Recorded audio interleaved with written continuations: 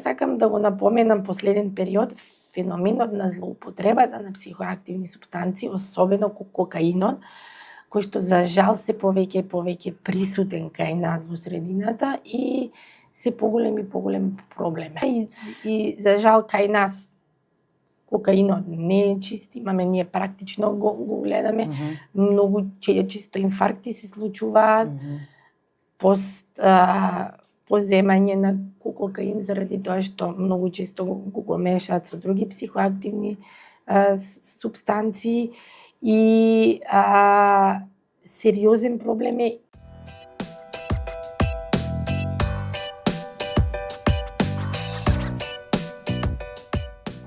Здраво, ова е подкастот за секого по нешто на Сакам да кажам МК, а денеска со нас е докторка Јасмина Степановска, психијатар во градската општа болница 8 септември во Скопје. И ние малце ќе разговараме за менталното здравје кај мажите, со оглед на тоа дека сме месец ноември или познат како Мовембар, месецот на машкото здравје. Здраво, докторка, како сте? Здраво. Прво да ги поздравам читателите и слушателите на Сакам да кажам. Мило ми е за поканата да позборуваме накратко за менталното здравје кај мажите, кој што е многу важен фактор во животот кај мажите. Многу мажи не разговараат за тоа. Дури еве например и колегиве например не сакаат да прават подкаст за таква тема, полесно им за други работи да разговараат. Еве моето прво прашање е зошто мажите избегнуваат да побараат психолошка помош? Постојат повеќе фактори. Значи еден од факторите е зашто за жал се уште живееме во средина која што е попримитивна, меѓутоа за среќа веќе тргнуваме чекор напред и постепено мажите почнуваат да бараат помош, меѓутоа тука стои средината која што од најблиските ти можеш, ти си маж, ти не смееш да побараш помош, као што е останато од пред години наназад, меѓутоа за среќа во поново време е многу поразлично. Младите генерации се повеќе бараат психолошка или психијатриска помош, точно знаат веќе со социјални медиуми, со интернет пребарувања и сега со ново ChatGPT си ги знаат симптомите. И ни се случува да во амбуланта младите, зборувам, доаѓаат со точни симптоми, да кажеме точни диагнози и да бараат психолошка или психијатриска помош. За разлика од повозрасните генерации, кои што може да пројавуваат различна симптоматологија, меѓутоа не се јавуваат на психијатар.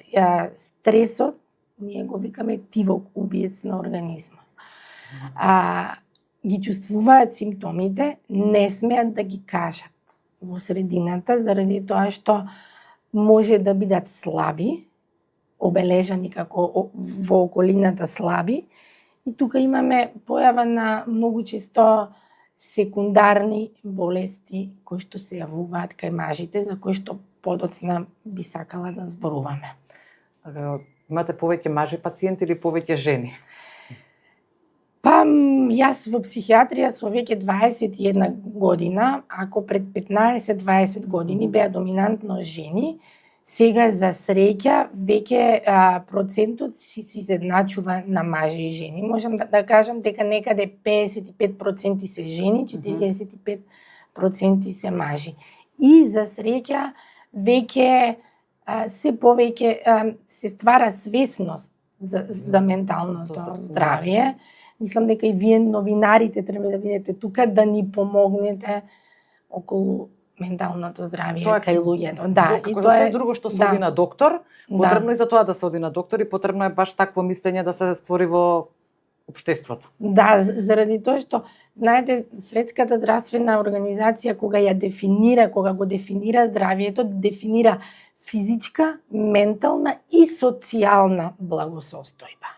Значи не е или здравјето не е само отсуство на болест, него да сме здрави, ние треба да бидеме психички здрави, да бидеме физички здрави, меѓутоа да имаме една социјална благосостојба, која што многу често таа социјална благосостојба, што ја викаме, социјалниот момент влијае многу на менталното здравје, а подоцна менталното здравје влијае и на физичкото здравје. Така.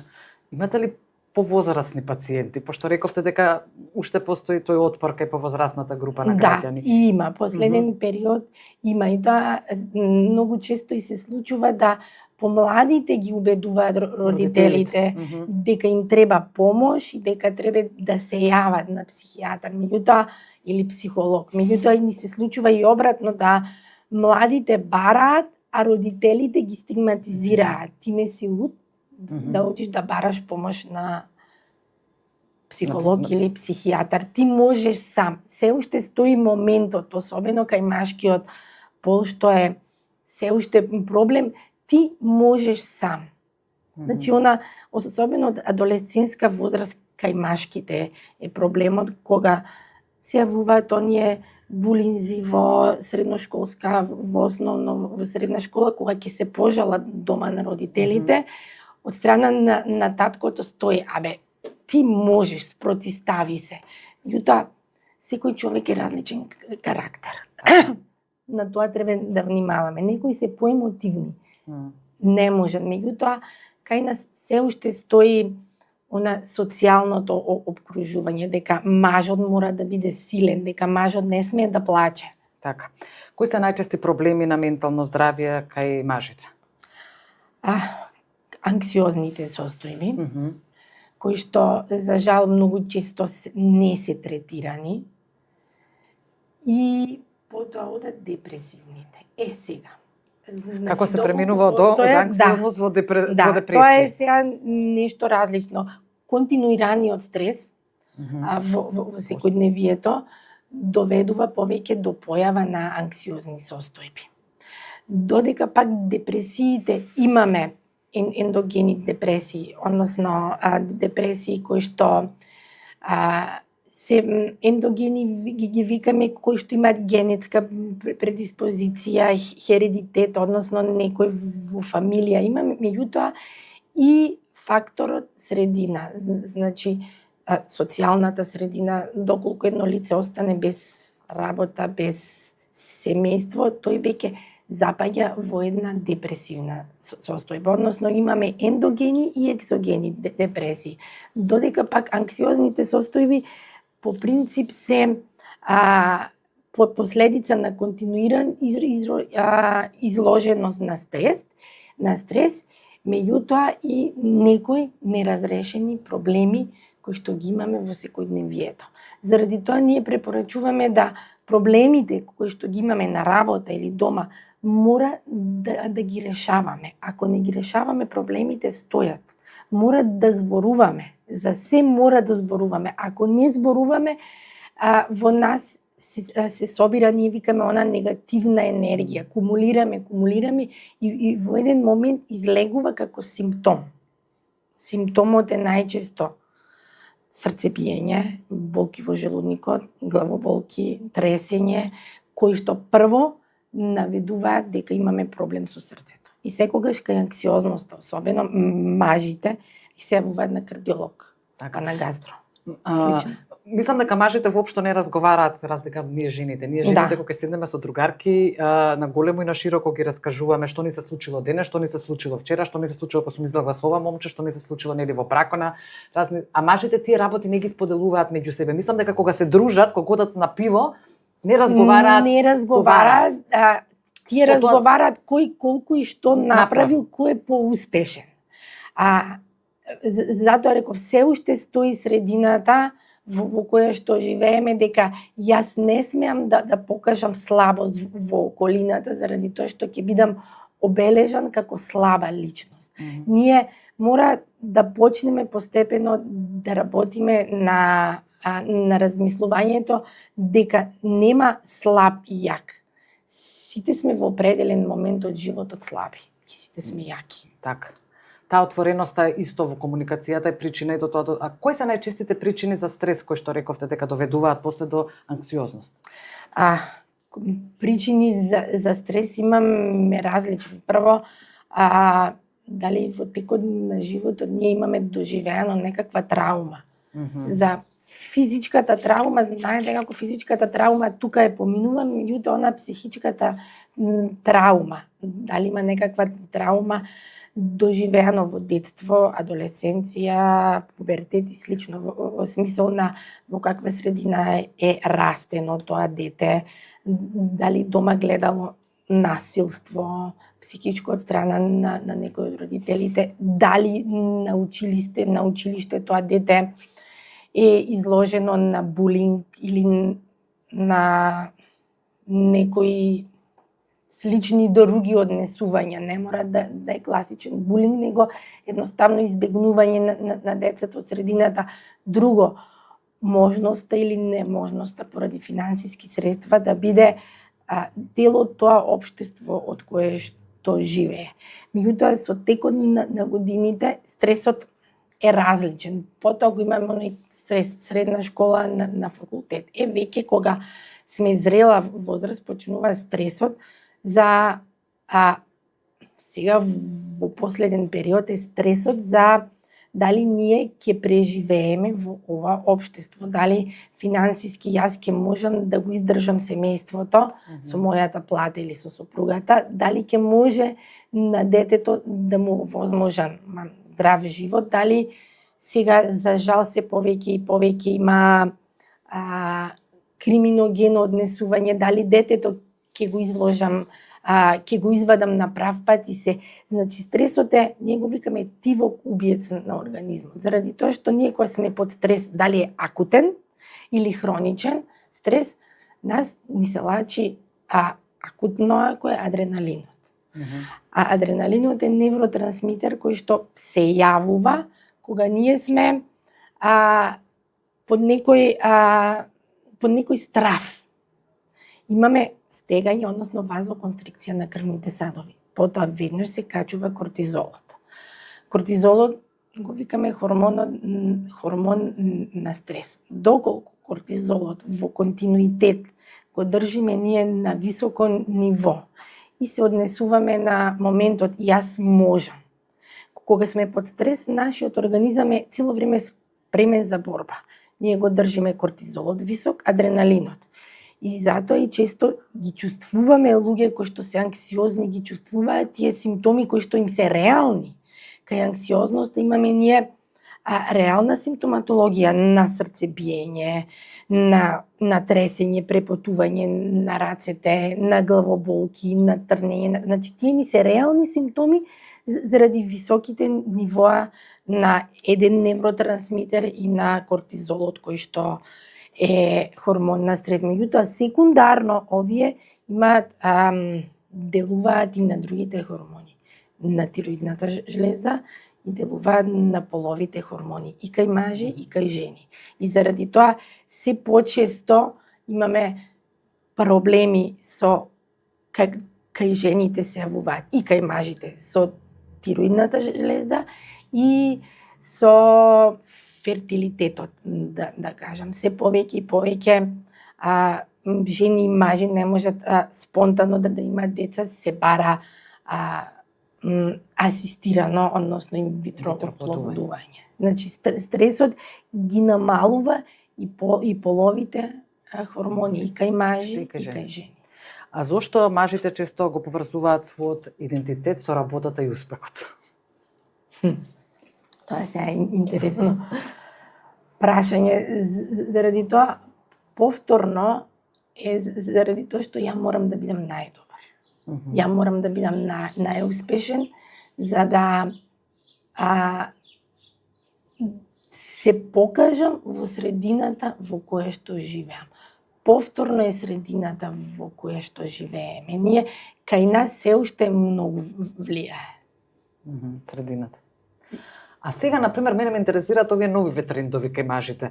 Дали и тоа одењето во теретани, вежбањето, па сликањето по секоја вежбање, после секоја вежбање во теретана, кога ќе застанат на огледало, па се гледаат, па се сликаат, па се објавуваат на социјалните мрежи. Тоа ми е исто така са некој феномен што не можам да го разберам кај маживе, нели порано викме дека ние жените се сликаме, се дотеруваме, сакаме да бидеме згодни, убави, сега се почесто тоа мажите го прават можеби повеќе од жените. Сега да се моментот е кои мажи, дали мажите на возраст од Помладите 20-30 генерации. години или повозрасните мажи, пошто за жал веќе и тоа освен кај младите деца, да кажам, или млади мажи до 20-30 годишна возраст, тој феномен често се јавува и кај мажите над 50 Така, годишна да. возраст, која што е исто као и жените. Жените имаат предклимактериум и климактериум, меѓутоа постои машки климактериум кој што се јавува во 50-тата, после 50-тата индивидуално е кај мажите кога го губат чувството дека и се чувствуваат дека не може да го направат она кој што го правеле претходно. Се зборуваме за мажите над 50-тата. Сакат да го постигнат она ниво кое што го постигнувале на 20 и 30 годишна возраст. Меѓутоа, реално организмот старее. Многу често тоа го прават за да се покажат дека не се стари. Односно, почнуваат не можат повторно да признаат дека старее и дека не е оној кој што бил пред 15-20 години. Кај мажите е многу подоминантно егото дека јас сум прв, јас сум најдобар. За жал. За жал. Додека пак кај младите деца тоа веќе станува некој тренд во целиот свет. Дека, мислам, и кај жени и кај мажи го има. Постојана и континуирана обседнатост со вежбање и јас да изгледам добро во околината, да бидам најдобар, најубав. Меѓутоа, за жал, се помалку се гледа најпаметен. Дали оние... Многу повеќе обрнуваме внимание на физичкиот изглед. Многу помалку се обрнува внимание, за жал, на психичкиот момент, на менталната состојба. Да. Јас морам да изгледам добро, јас морам да бидам облечен добро, јас морам да возам возило убаво, да имам згодна девојка или жена покрај мене и да ми завидуваат сите. И во сето тоа се изгуби комуникацијата. Јас сметам дека повеќе нема комуникација. Меѓу младиве луѓе особено, веќе не знам, и моите генерации почнуваат више да се наведуваме во тоа ситуација да не можеш да комуницираш, да е тешко да излезеш на пијачка со девојка или со дечко, да поканеш да излезеш на пијачка, момче да покани девојка, за да се разговара. Се разговара дома преку чат. Да, сега да. Ако одиш во теретана, сакаш да изгледаш убаво, се билдаш сами од себе си, го билдаш егото. Тогаш треба да излезеш од таа теретана најзадоволен од себе си, да се јавиш на девојката што се допаѓа, да излезете на пијачка. Мислам, зашто каде се губи таа комуникација во сето овој процес? Од една страна нели сме да си го билдаме егото, а од другата страна повторно паѓаме. Повторно е во новиот начин на живот. Повторно е во интернетот. Сите живееме онлайн. Веќе работа дома ќе искомуницираме со луѓето онлайн. Значи, веќе и сите гледаме околу нас дека не можеме да најдеме време, се помалку наоѓаме време да излеземе со пријателите на пијачка. Ние ќе искомуницираме на Facebook, Instagram или било што, била која друга социјална мрежа. Ајде па, меѓутоа тука постои моментот исто да ние трчаме во животот, трчаме за да заработиме во животот. Повторно е оној социјалниот момент. Ние бркаме работи, пари, убав живот, за да може ние да живееме убаво, да имаме она благосостојба што ја викаме. Заради тоа и Светска здравствена организација вика благосостојба. Така. Ние немаме, мажи, жени, нема благосостојба. Ако има благосостојба, помалку се јавуваат и тие состојби. И сега друго сакав да напоменам кај мажите, во однос на небарањето на психолошка, психијатриска помош, често самите таа анксиозност или таа депресија си ја намалуваат со употреба прво на алкохол. За жал, се повеќе и повеќе алкохолот е присутен во нашава средина и се повеќе е проблем и кај млади, меѓутоа кај млади мажи, за разлика од повозрасните, поголеми проблеми се психоактивните супстанции. Борам за деца во адолесцентска возраст, меѓутоа и до 30 годишна возраст. А додека пак кај мажите алкохолот. Значи алкохолот и анксиолитиците, кои што ги даваме во психијатријата, антидепресивите имаат слично дејство. И тие симптоми на анксиозност и на депресија си ги намалуваат со алкохолот. Меѓутоа алкохолот е оној кој што прави зависност и доаѓа до се повеќе се зголемува бројот на мажи кои што имаат проблем со алкохолот, зависност, меѓутоа во почетокот не ја признаваат таа зависност. Кога ќе дојде до моментот ни се случуваше да многу зголемен бројот на мажи кои што имаат проблем со алкохол, односно злоупотреба за времето на корона периодот, кога сите беа затворени дома и кога човек кој што бил научен на еден боемски живот, да излезе со другари, макар и една пијачка да се напие, сега е затворен дома. И ако една пијачка била доволна, сега, пошто е постојано дома, 1 литро доаѓа да не е доволно. И ни се случувало да мажи кои што се на различно интелектуално ниво, да имаат сериозни проблеми, се случува интелектуалец кој што е на работно место, вика јас работам со клиенти, са бајле го чувствувам треморот. Веќе сваќам дека имам проблем со алкохолот.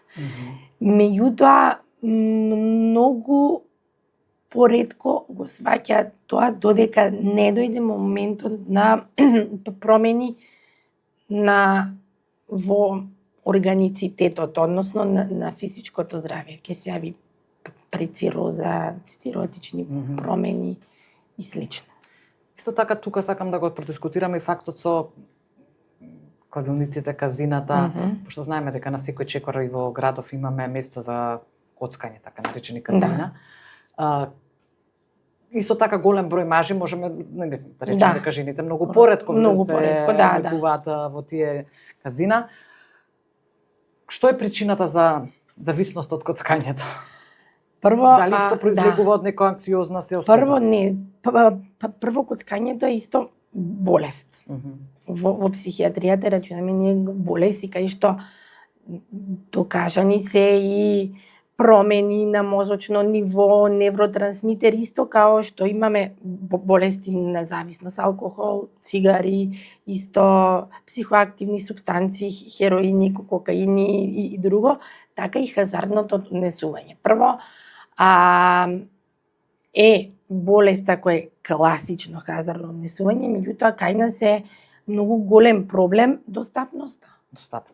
Значи, најголем проблем е реално кај нас достапноста. Секој во секое мало имаш спортска кладилница, имаш автомати. Ако не се достапни, нема да има толкав процент на зависност.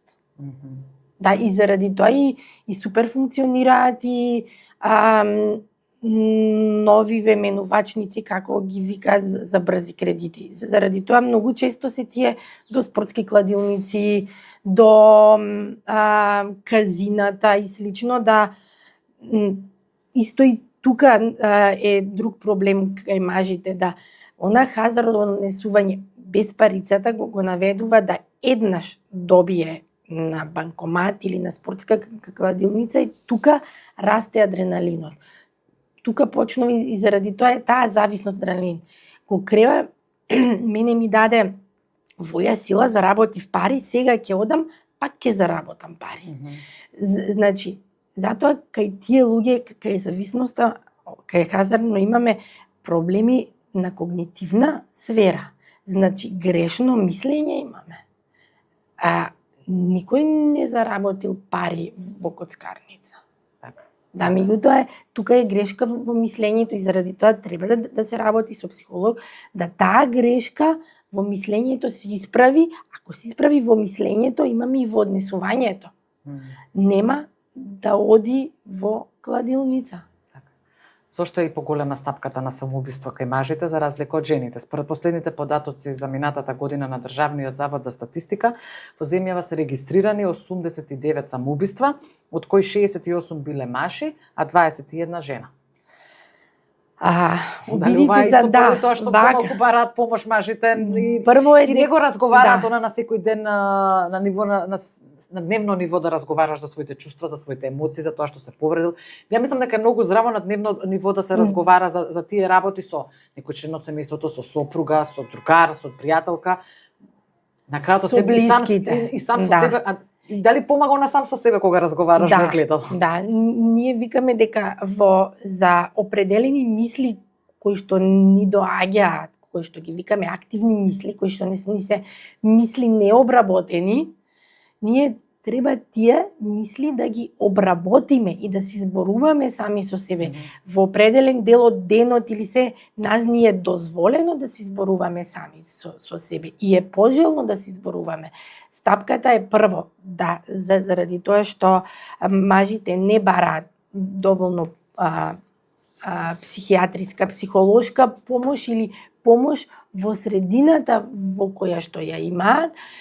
Меѓутоа, друго е процентот, пример, ние практично од обиди за самоубиства и самоубиства реализирани, практично кај мажи и кај жени е процентот на обиди извршени исто. Меѓутоа, начинот на кој што се вршат самоубиствата исто е различен. Обидите за самоубиства кај мажи и кај жени. Кај мажите доминантно се со бесење, сечење, фрлање, кои што се пореални, пореалистички самоубиства. Да, и кои го губат животот.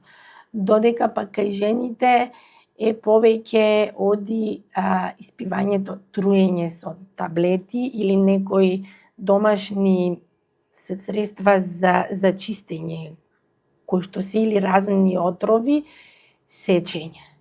Така да процентуално е поголем заради тоа, меѓутоа практично ние го гледаме дека не е така. Меѓутоа исто и алкохолот е оној кој што ги доведува до таа состојба и често им ја дава храброста да го направат тоа дело.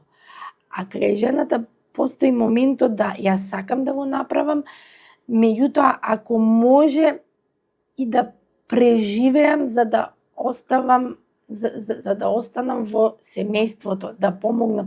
Често кај жените имаме и она амбиваленција, или знаат да направат обид и во последен момент да се јават дека испив, однесете ме во болница. Меѓутоа, кај мажите е моментот и начинот и поголемата храброст која што ја имаат. Како може да се познае симптом дека мажот е во некоја депресија, анксиозност, за да член на семејството му помогне или да се обрати на психијатар, на психолог? Промените и тешко ли е тоа да се натера да се јават првиот чекор да се направи? Најтежок ли е? Најтежок е, да, најтежок е. Прво, по принципи, самите сопруги, ако е во брак, приметуваат, некако ми е повлечен, не зборува, од работа доаѓа, се повлекува, ќе руча и се повлекува во соба, не сака да излегуваат со другарите, со пријателите, не зборуваат за проблемите, не сакаат да кажат дали постои некој проблем на работа или дома, односно постоењето на моментот на нерешавање на проблемите. Потоа исто почнува да се јавува она незаинтересираност, безволност, безиницијативност за домот во кој што живеат. Ако предходно помагал во домот и во домашните обврски или ако има заинтересираност во однос на работа со деца, запишување домашна или носење на различни активности, веќе го нема. Почнуваат да немаат емоција, да не се радуваат на успесите на своите деца, на успесите на работното место. Меѓутоа, искра и друго, сега додека зборувам во моментот ми падна да брнаутот, као веќе оди во МКБ-11 као диагноза на синдром на професионално согорување, секундарно доведува и до депресивни состојби. Како да се намали таа стигма околу менталните проблеми кај мажите? Што ќе им кажете на мажите? Барајте помош, зборувајте со пријатели, со сопруги, со родители, со деца. И толку ли е тешко да се отворат мажите? Еве каква е вашето мислење во врска со тоа, пошто имате искуство со пациенти? Потешко ли се отвораат кога ќе дојдат нели на сесија отколку жените? Потешко ли се допира до нив? Потешко ли се вади тоа што ќе нив малку потешко се допира со повозрасните, меѓутоа помладите, повторно ќе напоменам, почнуваат да зборуваат отворено. И многу често постојат проблеми кои што се доаѓа на психолог и психијатар, конкретно за проблемот кој што го имам, јас сакам да го решам. Меѓутоа, тој проблем има позадина. Ние прво треба да ја решиме позадината, односно она кој што го има доведено во таква состојба. И битно е да пациентите или клиентите сватат дека психијатарот, психологот не се тука да им ги решаваат проблемите, него тука се да ги едуцираат, да ги научат самите како да се справат во секојдневието, со секојдневните проблеми, дома, на работа или во средината во која што живееме. Колку социјалните медиуми, мрежи, социјални што се сите на социјални мрежи има влијание врз ова? Па последните години има се повеќе влијание и заради тоа мислам дека социјалните медиуми го ја даваат и поголемата свесност веќе во секојдневието, заради тоа што реално се повеќе почнува да се зборува за менталното здравје. Во социјалните медиуми се повеќе има едукации, се повеќе гледам се присутни психолози, психијатри кои што зборуваат за менталното здравје, како да го сочуваме менталното здравје, за да имаме една благосостојба и на физичкото здравје, заради тоа што ние ако континуирано, како што напомнав, го држиме кортизолот секундарно, сега покачен притисок, инфаркти, шеќер, гастрични тегоби и слично. Затоа е голем процентот на мажи кои умираат од срцеви отколку жените. Меѓутоа, исто сакам да напоменам. Од вас жените вие жените не умирате нас порано, така велат мажите. Да, ама нас жените додека не влеземе во климактериум, тука се естрогените кои што не штитат, веќе жената кога влегува во климактериум, после климактериумет исти е процентот на кардиоваскуларни заболувања кај мажи и кај жени. Исто така сакам да го напоменам последен период, феноменот на злоупотребата на психоактивни супстанции, особено кокаинот, кој што за жал се повеќе и повеќе присутен кај нас во средината и се поголем проблем. Повторно е тоа која што движејќи се повторно локали во градот, буквално таков печаток имам. Повторно е она. Нема како било порано да излезеш во диско, во кафич со пијачка, сега е мора да има овој кокаин. Мора да има и за жал кај нас кокаинот не е чист, имаме ние практично го гледаме, многу често инфаркти се случуваат, поземање на кокаин заради тоа што многу често го мешаат со други психоактивни супстанции и сериозен проблем е и мислам дека малку повеќе треба воопшто да се обрне на тоа внимание и државата малку повеќе да тегне народски, да кажеме, на тоа поле, пошто присутен е секаде околу нас. Така. А не интоксикација со кокаин е акутна смрт. Ние немаме антидот. Викаме отров против отров за да го спасиме. Едноставно, ако се предозира, умира. Така. Еве, докторка, при крај сме, на крај еден совет, како или што да направи секој од нас, без да посети психијатар, психолог, дома сам, што може да направи да си го задржи своето психофизичко здравје? Прво, мора да зборуваме. Значи не мора да зборуваме со психолог, може да зборуваме и со другарка, со другар, и со убаво партнер. И со другарка, и со другари, и со партнер, да зборуваме со членови. Меѓутоа, веќе кога се јавува проблем, убаво е да се побара стручно лице, кое што е неутрално. Знаете, блиските има субјективност во однос на решавање на некој проблем. Добро е, меѓутоа, ако постои стигма, добро е прво зборувањето е. Прво е кажувањето дека имаме ние некаков проблем и дека треба да побараме помош. Потоа, начинот на животот. Треба да обрнуваме се повеќе внимание на физичката активност. Односно на повеќе на физичката активност која што е надвор во природа. Сега младите физичката активност ја рачунаат во теретана и на билдање. Не е физичката активност надвор во зеленило, водно или гази баба или матка. Социјалниот момент е исто многу битен и заради тоа има и многу студии се повеќе и повеќе. Оние луѓе кои што се социјално активни подолго живеат. И тука стои, знаете, она интелигенција која што имаме, интелигенцијата, IQ-то, меѓутоа и емоционалната интелигенција. Оние луѓе кои што се имаат повисок коефициент на емоционална интелигенција, тие се многу подобро се имаат најдено во околината и многу помалку имаат психички, односно ментални нарушувања. Ние мора да ги одржуваме исто врските со пријателите, мора да внимаваме исто, не е битна и исхраната. Она топлината од семејството ни е исто многу важно. Многу важно.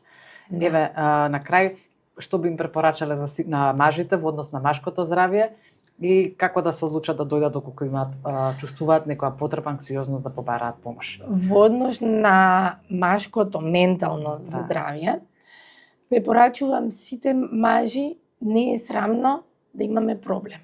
Не е срамота да побараме помош.